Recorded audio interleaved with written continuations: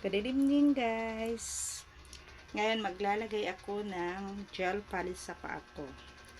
And tapos ko na siyang linisin guys. Ayan. Naglagay na ako ng base coat. At tapos ilagay ko na sa UV guys. Ayan. Pasok ko na siya. Okay guys. Then after that patutuyuin ko muna siya guys. Yung trabaho ay susubukan ko sa paa para ano, ang sexy ng modra guys, no? Mag-gel polish lang sa paa, pinakita ko yung singit. Okay guys, look that. After putting base coat, maglalagay ako ng color. Tingnan nyo guys, yung kuko ko. Tinanggal ko yung last color ko kasi gusto ko na naman siya palitan ng panibagong kulay. At ang tingnan nyo yung kamay ko guys, ang haba ng kuko.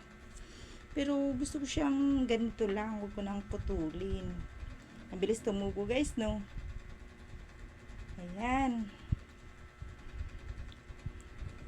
Ang tagal. But it's okay. Ganyan talaga matrabaho ang gel polish, pero sulit siya, matagal matanggal. Okay? Ang tagal talaga. Okay guys, look at that. Look. Napatuyo ko siya sa UV. Ayan. Napatuyo ko siya sa UV. Tapos niya maglagay ako ng polish. Kung anong kulay gusto ko.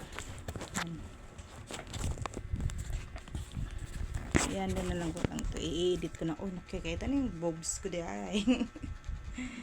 Parang sadya.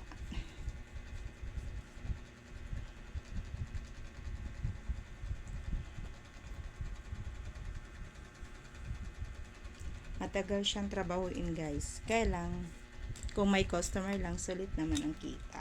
Kahit matagal siyang matapos. Okay? This is the... basa pa siya. Kailangan ko pa siyang ibalik guys. Okay, ibabalik natin guys. Kasi basa pa.